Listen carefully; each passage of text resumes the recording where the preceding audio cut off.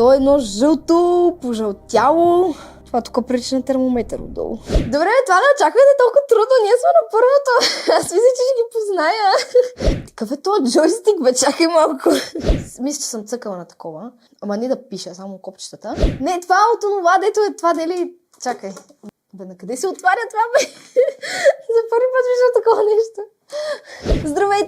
Здравейте! Днес е малко по-особен ден, защото няма да ви покажа нищо ново от света на технологиите. Днес ще ви показвам нещо старо. Толкова старо, че дори и аз не съм чувала за него. Колегите ми от Unboxing DNA са решили да ме поизпитат и са решили да ми покажат технологични джаджи от недалечното минало. Дори това тук, дали ще ги позная всичките? Ами нямам търпение дори аз да разбера това. Това е първото ли? Моторола. Така. Тук отгоре има едни цифри. Ти снимки на немски ли си извадил? Да не мога дори да прочета какви са функциите на това. Значи това, често казано, бих казала, че е фотоапарат. Обаче с това екранчето изобщо не е фотоапарат.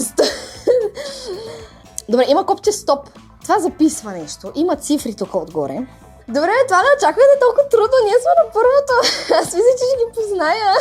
Добре, няма как да е камера това. Освен ако не е някаква видеокамера. По принцип, мисля, че е такъв EMF заради тия цифри. Това бих казала. Заключваме. Ами ара да видим какво. Аз казвам, че нещо свързано на нещо, което записва видео или аудио, нещо такова. Някакви има стрелки. Записва нещо, па има стрелки. Оле! Това е пейджер. Мобилни устройства, използвани за получаване на кратки текстови съобщения или известия. Близо бях.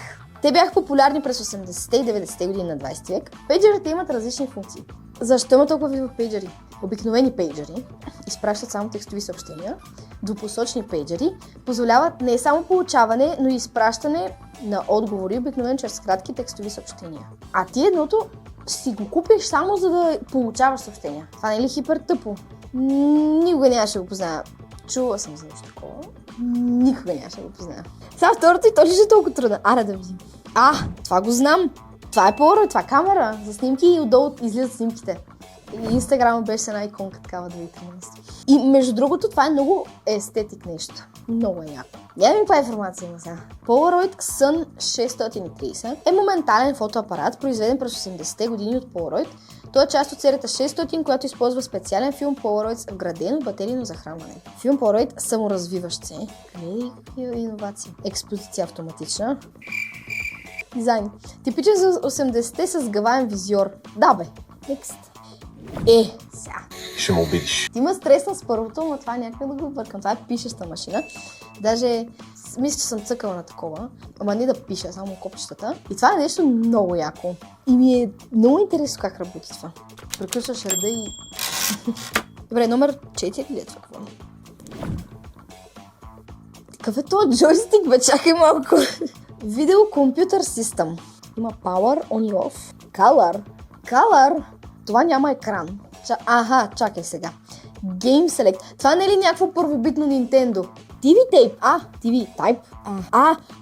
Чакай малко. Това не е ли такова за касети?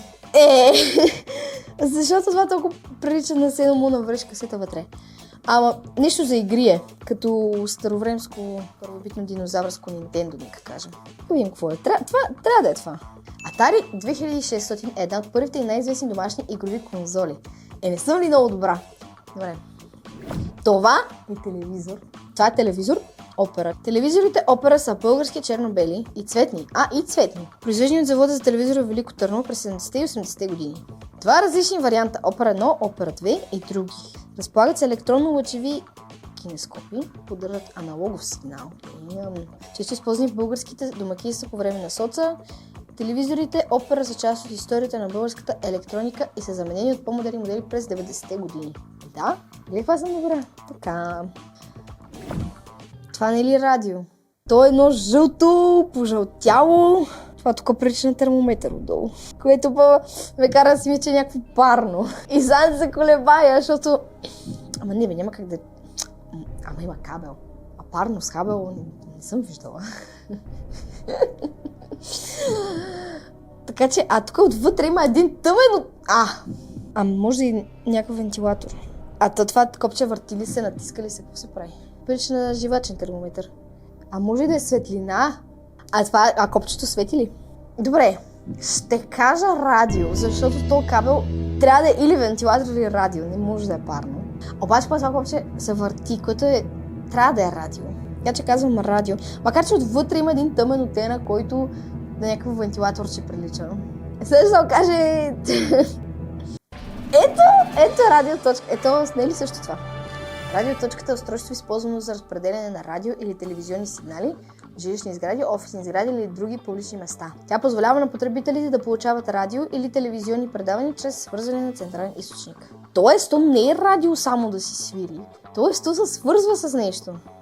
Така. Ето това си е компютърче вече, с много яка клавиатура, много навътре сложена, монитор буркан. Имко 2. Това какъв звук. Плюе. С тия големи дупки. Основата като на пишеща машина, между другото. То все едно имаш пишеща машина с някаква по-модерна клавиатура и отгоре са го залепили това. Така изглежда. Хайде да видим какво пише за този компютър. Персонален. Той е наследник на Имко 1 и предшественик на популярния Правец 82.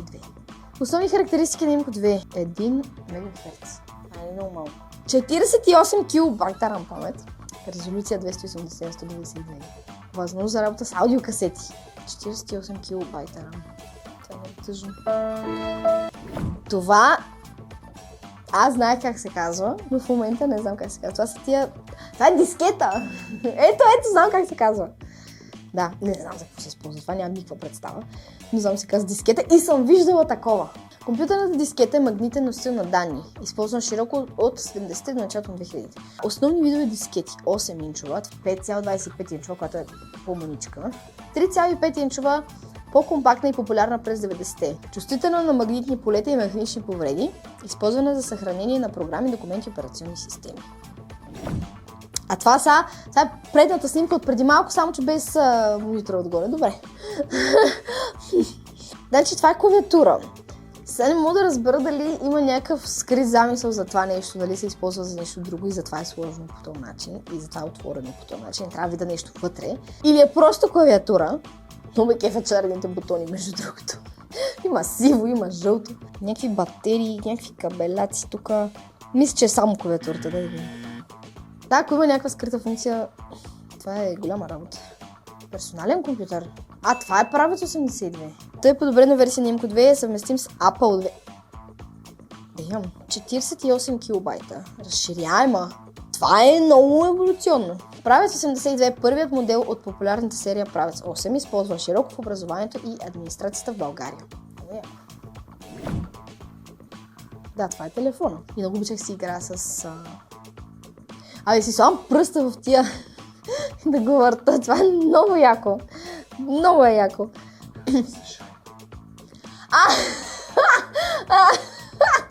Добре. В шайбата много яко се върти. И това, значи, телефон с кабел. На всичко отгоре този телефон, то може да звънне всеки и да вдигне всеки. И много е, никакво лично пространство нямаш по този начин. Освен ако не купиш стационарен телефон за всеки член от семейството. Той не е ли тежичък?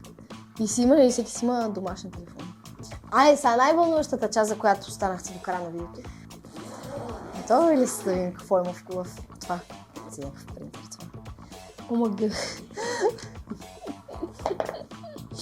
Какво е това? Това лаптоп ли е? Не, това е от това, дето е това, дали... Чакай. На къде се отваря това, бе? За първи път виждам такова нещо.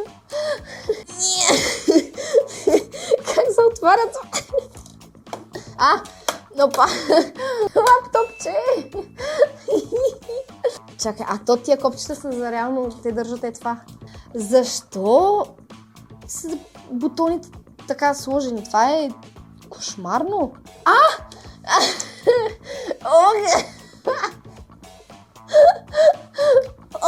Така е още по-тежко. Добре бе, ти знаеш, аз както вървя според мен, ще го изтърва. Дръжката се щупи, той е толкова тежко, че тази дръжка не мога да издържи това.